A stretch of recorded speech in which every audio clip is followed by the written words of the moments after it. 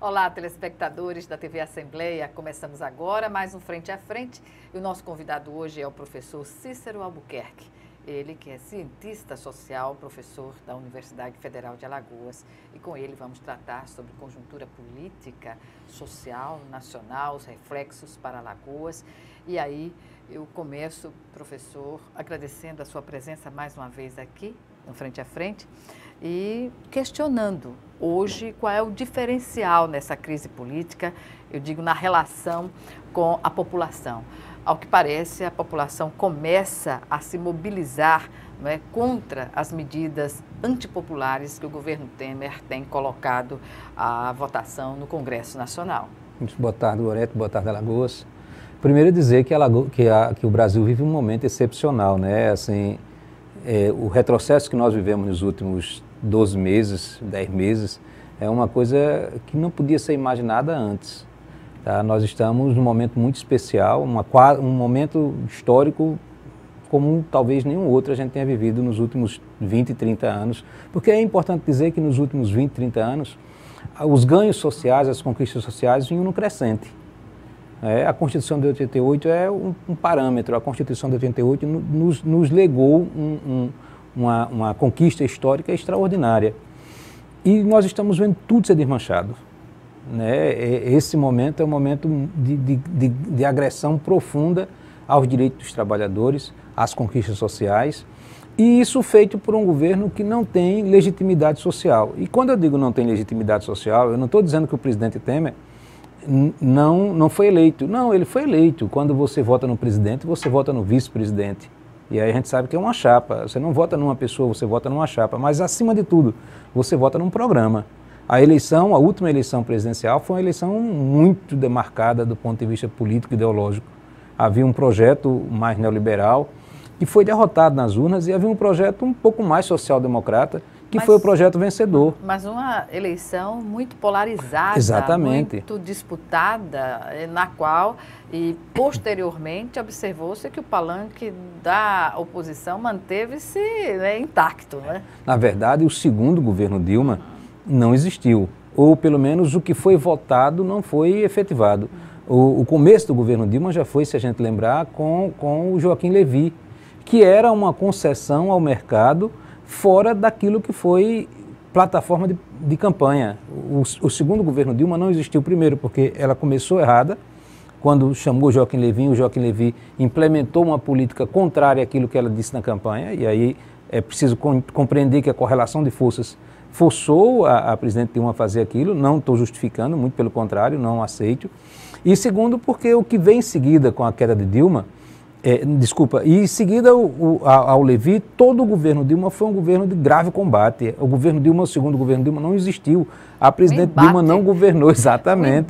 Um embate permanente. A presidência e o Congresso. E um Congresso extremamente desqualificado do ponto de vista ético, moral, que impôs uma agenda e que chegou ao ponto de ter uma pauta-bomba permanente. Né? Professor, um parêntese nessa questão que o senhor está levantando, do embate da presidente Dilma à época com o Congresso. A gente fica imaginando hoje com as medidas que estão sendo tomadas pelo presidente Temer, enviadas ao Congresso, e o que a presidente Dilma à época não teve que enfrentar para não fazer essas reformas. Né? Pois é, mas assim, o fato é que essa perspectiva venceu.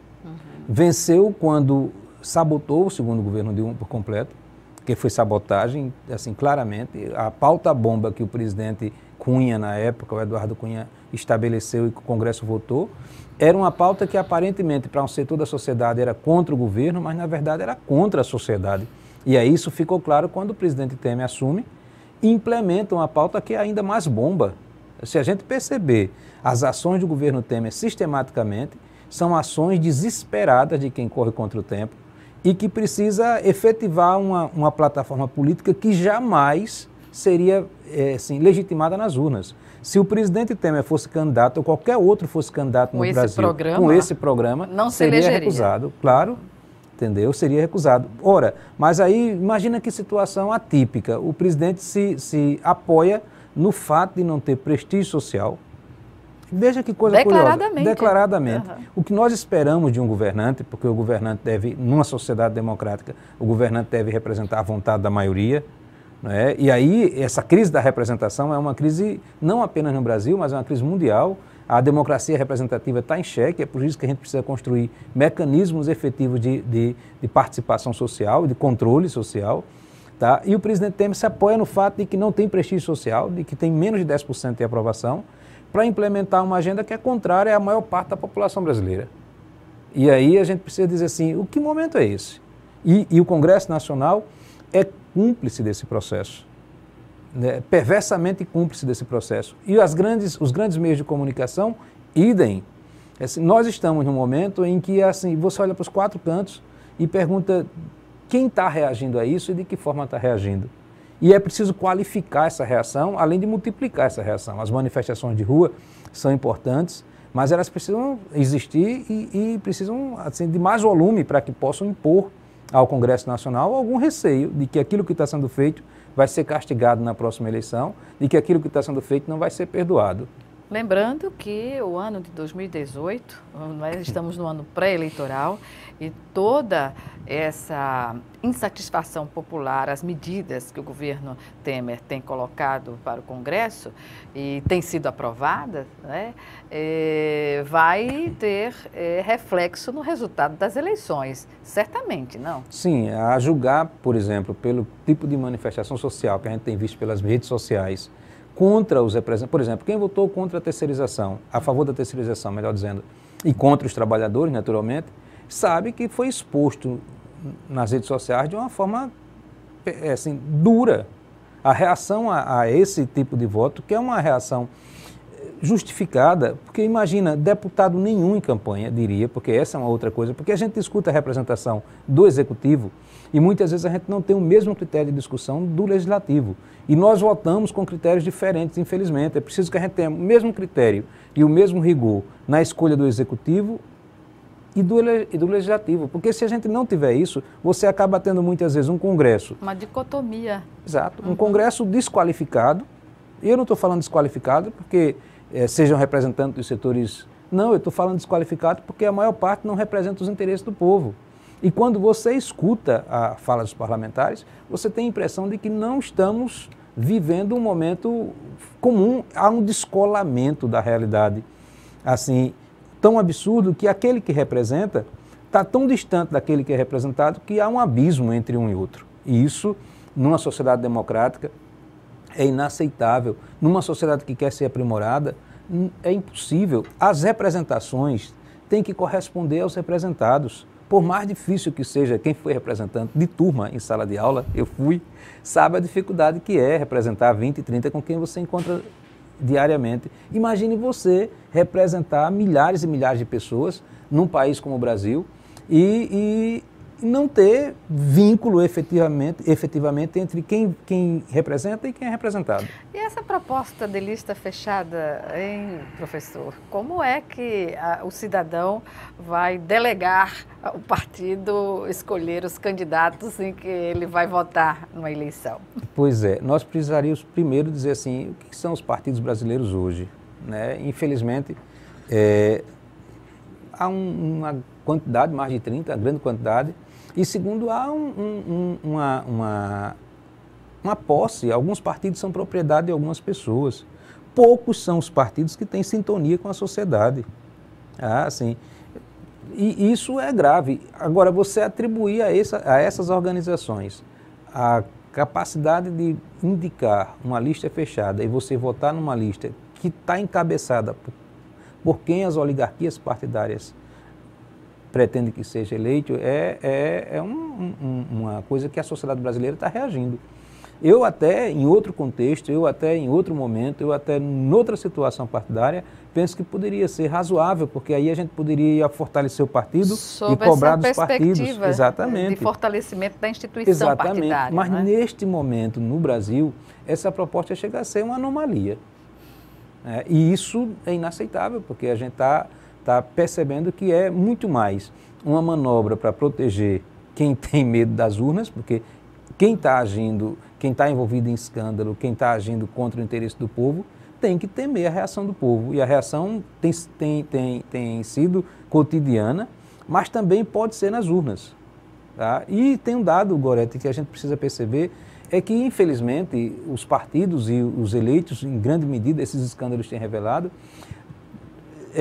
estão tranquilos em relação a isso, porque eles muitas vezes não representam quem vota neles. Eles representam os grupos econômicos que fizeram cotas, que fizeram campanhas financeiras. Exatamente, que financiaram as campanhas. Entendeu? E aí isso é um debate que tem que ficar aberto. Assim, muito. Hoje nós estamos num momento muito privilegiado. Acabou talvez aquela possibilidade de maniqueísmo, que a gente dizia assim, um lado é bom, o outro lado é ruim. Tá? O fato é, a direita historicamente no Brasil tem um envolvimento com a corrupção, porque a direita historicamente dominou a máquina. Tá? A ascensão de setores de esquerda, ou de setores de centro-esquerda, eu prefiro tratar assim, tá? Ou setores de centro, talvez seja o melhor, o mais adequado, ao poder e a convivência com esses. Eu vi o pai do Marcelo Odebrecht dizendo assim, esse tipo de coisa a gente já faz desde a época do meu pai, ou seja, é secular. E nós já sabíamos disso, a fundação do Estado brasileiro, desde o período colonial, é firmada na relação promíscua, desculpem a expressão, entre o público e o privado, em detrimento do público.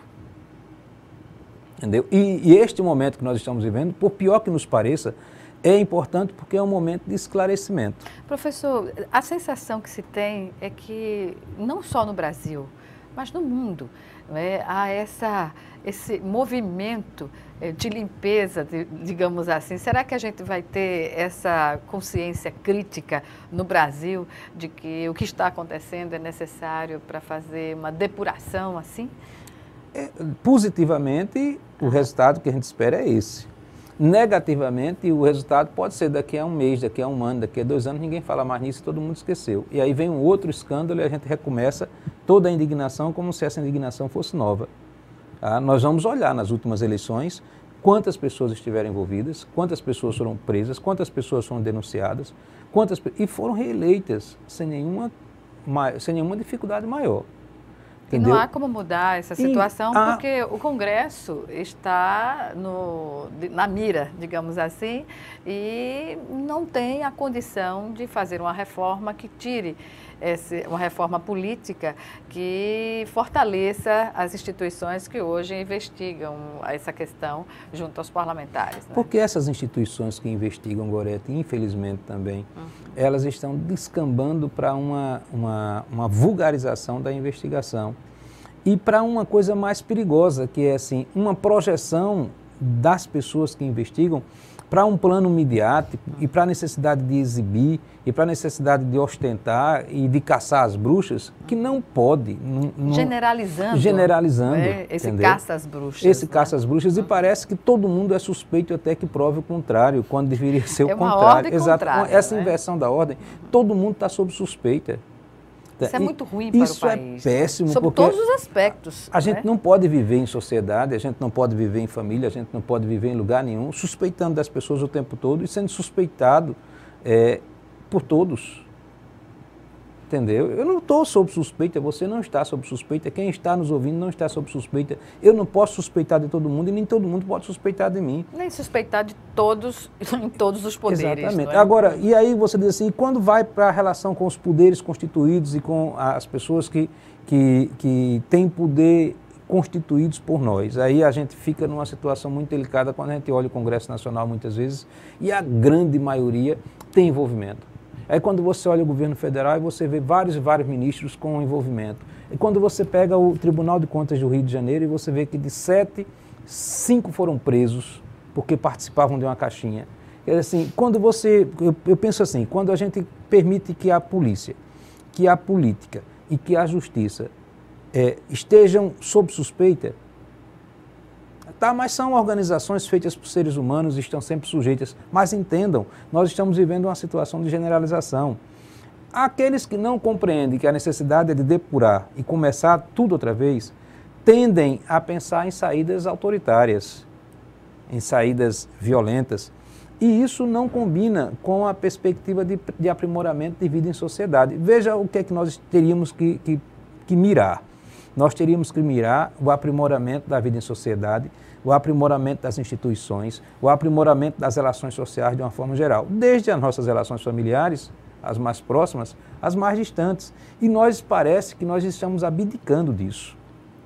É um momento de esgarçamento de um tecido social fundamental tão grave que nós parece que perdemos os valores que são fundamentais para a vida em sociedade. E um valor fundamental é eu poder confiar em você e você poder confiar em mim. Até prova em contrário. Até prova em contrário. Agora, no momento em que este vínculo está desfeito, aí a gente não tem como conviver. Por que a gente convive muitas vezes, por décadas, com pessoas que nos representam e que a gente sabe que matam, que mandam matar, que roubam e que deixam roubar? Ora, assim, eu costumo dizer assim, como é que você vota em alguém que você sabe que mata e manda matar? Tá, mas não matou um parente seu. Tá, mas não matou um amigo seu. Tá, mas não matou um conhecido seu. Precisa. Precisa. Brecht tem um poema que ele diz assim, na primeira noite eles entraram, na segunda noite, e quando você vai falar já não tem mais como falar porque já extrapolou qualquer limite da razoabilidade.